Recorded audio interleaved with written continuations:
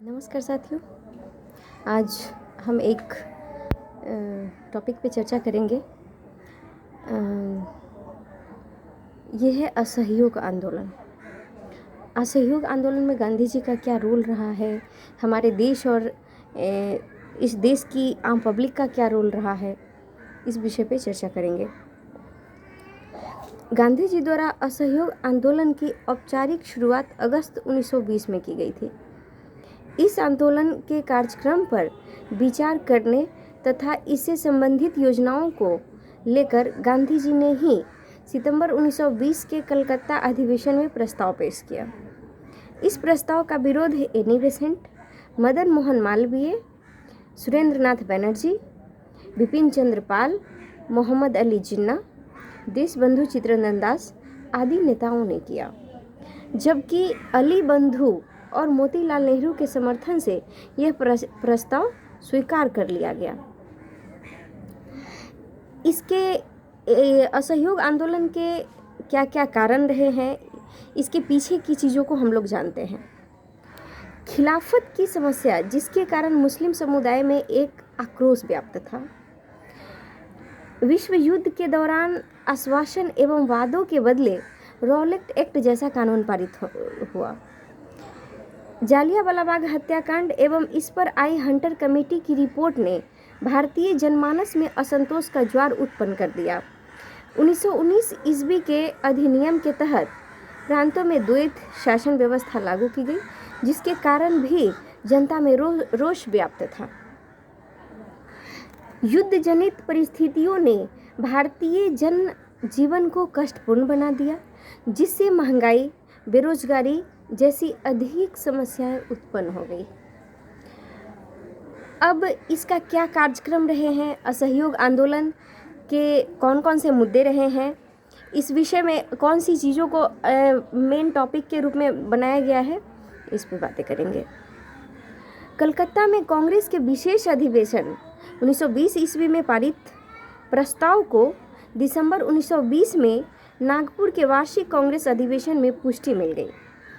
इसके तहत कांग्रेस ने पूर्व के लक्ष्य ब्रिटिश साम्राज्य के भीतर स्वशासन को त्याग कर ब्रिटिश साम्राज्य के भीतर और आवश्यक हो तो उसके बाहर स्वराज का लक्ष्य घोषित किया। इस अधिवेशन में गांधी जी ने इस आंदोलन की रूपरेखा बनाई तथा अपने रचनात्मक एवं नकारात्मक कार्यक्रमों को प्रस्तुत किया। इस पर हम बारी बारी से चर्चा करेंगे। जैसे रचनात्मक कार्य क्या थे, तो छुआछूत या अस्पृश्यता की समाप्ति तथा हिंदू मुस्लिम एकता को प्रोन्नत किया। अधिक से अधिक स्वदेशी को प्रोत्साहन, इसके तहत स्वदेशी विद्यालयों, संस्थाओं तथा वस्तुओं का समर्थन मिला। राष्ट्रीय विद्यालयों तथा पंचायती अदालतों की स्थापना की गई। अब हम ये भी तो जानेंगे कि अगर कोई सकारात्मक पहलू होता है तो उसका कुछ न कुछ नकारात्मक पहलू भी होगा। तो हम अब नकारात्मक पहलू पे बात करते हैं। ब्रिटिश सरकार द्वारा प्रदान की गई उपाधियों एवं अवैतनिक पदों का त्याग किया गया। विदेशी वस्तुओं का पूर्ण बहिष्कार, सरकारी स्कूलों, कॉलेजों, अदालतों और सरकारी उत्सव समारोह का बहिष्कार किया गया। सरकारी उपाधियों, प्रशस्ति पत्रों को लौटाना पड़ा। अवैतनिक पदों से तथा स्थानीय निकायों के नामांकित पदों से त्यागपत्र देना पड़ा। गांधी जी का कहना ये था कि यदि हम उपरोक्त कार्यक्रमों का सही से प्रयोग करें तो हमें 1 वर्ष में स्वतंत्रता मिल जाएगी।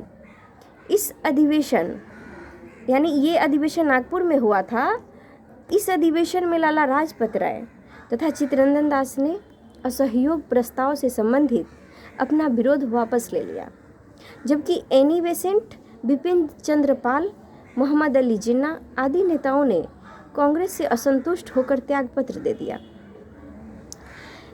इस आंदोलन में क्या प्रगति हुई, किस प्रकार प्रगति और किस प्रकार इसका विस्तारवाद हुआ, इस पे हम चर्चा करते हैं। आंदोलन के आरंभ करने से पूर्व ही गांधी जी ने ब्रिटिश सरकार द्वारा प्रदत्त केसर ए हिंद की उपाधि वापस कर दी तथा जमनालाल बजाज ने भी अपनी राय बहादुर की उपाधि लौटा दी। गांधी जी ने असहयोग की शुरुआत 1 अगस्त 1920 को की। एक दुखद घटना के साथ आंदोलन का आरंभ हुआ, क्योंकि इसी दिन तिलक की मृत्यु हो गई। ये भारतीय इतिहास में एक बड़ा चीज़ रहा है, बड़ा इशू रहा है। इस आंदोलन को पश्चिमी भारत, उत्तरी भारत एवं बंगाल में अभूतपूर्व सफलता मिली।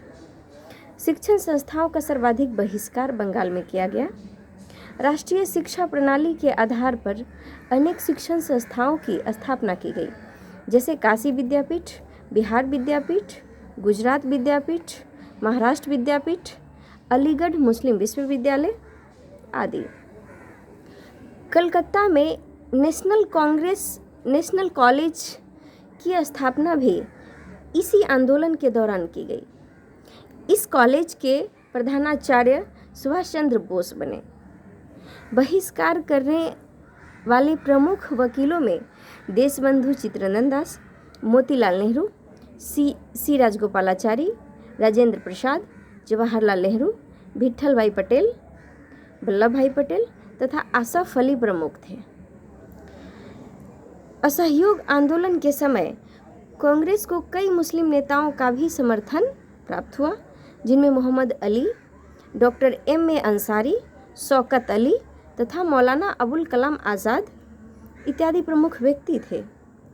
बहिष्कार आंदोलन में स्वदेशी कपड़ों के बहिष्कार करने के कारण यह सर्वाधिक सफल रही। अगर हम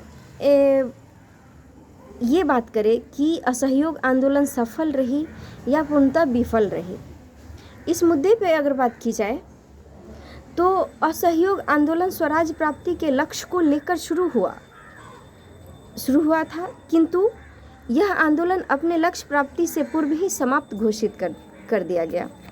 स्वराज तो दूर, अंग्रेजों ने छोटी मोटी रियायतें भी प्रदान नहीं की। वस्तुतः इसे असफल ही कहा जा सकता है, किंतु यह दृष्टिकोण अत्यंत संकीर्ण होगा। अतः यहाँ आवश्यकता है कि इस आंदोलन को बृहद परिप्रेक्ष्य से देखते हुए इसका मूल्यांकन करें। असहयोग आंदोलन का राष्ट्रीय आंदोलन में काफ़ी ज़्यादा योगदान रहा है। असहयोग आंदोलन ने दर्शा दिया कि राष्ट्रीय आंदोलन पूरे देश का आंदोलन है, न कि किसी वर्ग विशेष का, क्योंकि इस आंदोलन को सभी वर्गों, स्त्री पुरुष, बच्चे बूढ़े, मजदूर कृषक, हिंदू मुस्लिम, दस्तकर कारीगर का समर्थन प्राप्त था। कांग्रेस, जो कि अभी तक मुट्ठी भर लोगों का प्रतिनिधित्व कर रही थी, अब जन कांग्रेस बन गई थी। हिंदू मुस्लिम एकता ने सामाजिक सौहार्द को नई ऊंचाई प्रदान की। विदेशी शासन का भय अब जनमानस के अंदर से जाता रहा। जनता अब नए आत्मविश्वास से लबरेज थी। अतः इसके समग्र योगदान को ध्यान में रखते हुए असहयोग आंदोलन को सफल कहना ही सर्वाधिक तर्कसंगत होगा। अब हम ये चाहेंगे कि असहयोग आंदोलन की वापसी कब हुई। चौरी की घटना के पश्चात असहयोग आंदोलन को अचानक वापस ले लिया गया, जिसकी आलोचना करते हुए कुछ इतिहासकार ने गांधी जी को बुजुर्ग हितों का पोषक बताया है। उनके अपेक्षानुसार आंदोलन वापसी के बहुत सारे कारण थे, जिनमें हम कुछ प्रमुख टॉपिक पे बात करेंगे, प्रमुख बिंदुओं पे बात करेंगे कि असहयोग आंदोलन का नेतृत्व गांधी जी के हाथ से निकलकर लड़ाकू ताकतों के हाथ में जाता दिखा। गांधी जी जमींदारों का हित चाहते थे, इसलिए उन्होंने बारदोली प्रस्ताव में किसानों से जमींदारों को कर अदा करने के लिए कहा। परंतु इस सतही विश्लेषण की अपेक्षा हमें आंदोलन वापसी की प्रक्रिया को गांधी जी के समग्र चिंतन से जोड़कर देखने की आवश्यकता है। गांधी जी की वैचारिक पृष्ठभूमि के आधार पर तथा तत्कालीन परिस्थितियों के आलोक में आंदोलन वापसी हेतु बहुत सारे कारण उत्तरदायी थे। गांधी जी अहिंसक आंदोलन के हिमायती थे और अहिंसा को लेकर एक तार्किक सोच रखते थे। उनके अनुसार हिंसक आंदोलन को सरकार और भी अधिक हिंसा का प्रयोग करके आसानी से कुचल देगी, जबकि यही कृत्य वह हिंसक आंदोलन के साथ नहीं कर पाएगी, क्योंकि ऐसा करने पर वह नैतिक रूप से पतित व क्रूर सरकार के रूप में बदनाम हो जाएगी। चौरा चौरी कांड से पूर्व ही कार्यक्रम में जन भागीदारी घटती जा रही थी। ऐसे में जन आंदोलन कमजोर हो रहा था। इससे पहले कि इसकी दुर्बलताएं प्रकट होती, इसे वापस लेना ही तर्कसंगत था।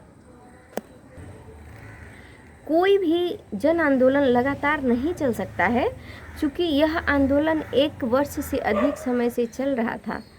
ऐसे में जनता लंबे समय तक पूर्ण ऊर्जा के साथ आंदोलन से जुड़ी नहीं रह सकती थी। इस तत्व को ध्यान में रखकर गांधी जी ने अपने ऊपर पूरी जिम्मेदारी लेकर आंदोलन को वापस ले लिया, जिससे कि जनता का मनोबल बना रहे। यह अपेक्ष है कि आंदोलन की बागडोर अब लड़ाकू ताकतों के हाथ में चली गई थी, जिसका कोई स्पष्ट प्रमाण नहीं मिलता है। दूसरा अपेक्ष है कि बारदोली में गांधी जी ने किसानों को कर चुकाने को कहा, जो कि उनके जमींदारों के प्रति समर्थन को प्रकट करता है। यह भी तर्कसंगत नहीं है, क्योंकि जब आंदोलन ही वापस ले लिया गया तो किसानों द्वारा कर रोकने का औचित्य ही नहीं था। इसके साथ ही ये असहयोग आंदोलन का छोटा सा टॉपिक कंप्लीट हुआ। जय हिंद।